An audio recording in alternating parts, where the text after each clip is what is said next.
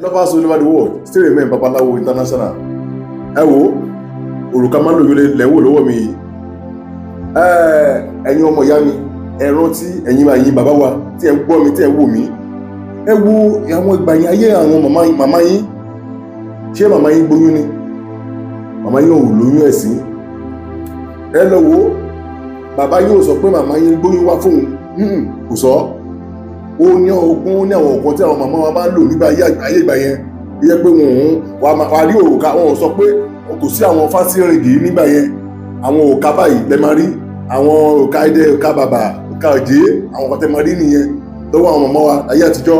Tẹ bá fẹ́ rí nǹkan táwọn tàtú lẹ máa rí láyé àwọn lẹ́ẹ̀lẹ́dì ní gbogbo ẹ̀. Wọ́n lè fi àwọn tàtí kì í ṣe pé wọ́n máa forúkọ ṣe, òtò orúkọ lè jẹ́ orúkọ ni tó bá nífẹ̀ẹ́ wọ́n máa fi ṣe nígbà yẹn.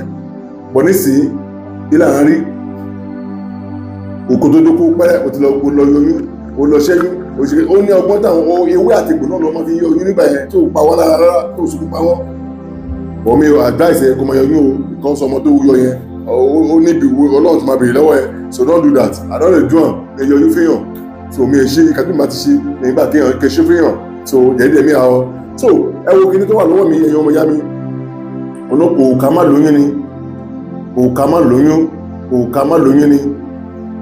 lóyún ni. You have to protect yourself, protect your name. Owó ọkùnrin, protect your name. Ràkò lọ ṣe fún alára ẹ, kò mú fún ìyàwó ẹ, kẹ́lá máa lọ wá, ẹ̀yẹ́ ká lọ wá àwọn òkà, òbájẹ́ ìdí, òbájẹ́ bàbá, òbájẹ́ kùjé, ẹ lọ wá, ẹ bá ti wá, ẹwà àpọ̀ orílẹ̀ èdè sí Amẹ́ríkà ló lọ, òun fẹ́ sẹ̀dẹ̀ fún àwọn ọbẹ̀ mi kí bá wọn ṣe ní fẹ́ sẹ̀dẹ̀ fún yàn ni.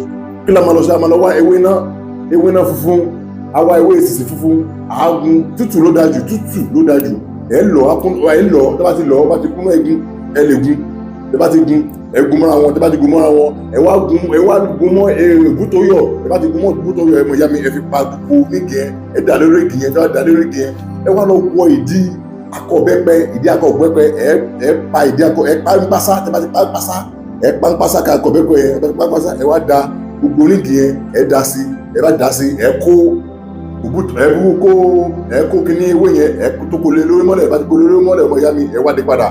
After ẹ filẹ̀ fún 7 days, ẹ lè gbé kan lé lórí o, káwọn èèyàn má lọ fi ẹsẹ̀ gbádànù àbí kò gbádànù àbí kí kan má lọ gbádànù. After like 7 days tó bá ti ṣe kíní, ẹ bá rí pé ó ti pé 7 days, ẹ lè filẹ̀ pé 8 days, there's no problem with that. So ẹ bá mi share fídíò yìí, bó bá ti ṣe àjẹ fún ẹ ìjẹ́ ló ló máa jẹ́ gbogbo ẹ̀yin tẹ́wọ́ mi ọ̀nà àlà fún ẹ lọ wájẹ́ ní padà sẹ́yìn. Tẹ́ bá tún wá ṣe bẹ́ẹ̀ tán ọmọ ìyá mi bá mi share, this is my number 081-222-14891, that's my number. So tẹ́ bá tún wá ṣe tán ọmọ ìyá mi tó bá di ọjọ́ keje yẹn ẹ kàn ṣe kíni, ẹ kàn ṣí, tẹ́ bá ti ṣí ẹ rọra sàásì lórí orúkọ báyìí, èèyàn 100 lè lò, èèyàn 1 million lè lò, ó depend lórí nǹkan èyí tó bá ṣe ó depend. Ẹ kàn máa fi sọ́wọ́, ẹ má fi wẹ̀ o, má fi wẹ̀ bàbá ó fi wẹ̀ gbàgbé nípa ẹ̀dọ̀ no problem, but má iṣẹ́ pé bí àwọn ẹ̀mọ́ gíní kan tí gbogbo tó fi ṣe yẹn kó má lọ dànù, kó má lọ wash down. That's the reason I must say kó má fi wẹ̀, má fi fọ̀dí, má fi tábà ó bàjẹ́, don't do that. Má fi lọ tábà kò dáa. Confirm òkà má lóyún ni, tested and confirmed. Ẹ má bínú o, because ó yẹ pé wọ́n ti fún mi ní wọ́n ní, that's the reason I fi sọ àwọn kíní ẹ̀rí pé mo sọ gbogbo ẹ̀ ní Yorùbá. Ẹ má bínú, àdúrà gbọ́dọ̀ náà là fún gbogbo ìrì ìbùkún àtọwà lọ́wọ́ gbogbo wa máa buyọ ìràwọ̀ máa tọ̀. Thank you very much, God bless you. Èrò International ẹ ṣé ẹ̀yin ọmọ ìyá mi, ẹ bá mi share fídíò yẹn ọjọ́.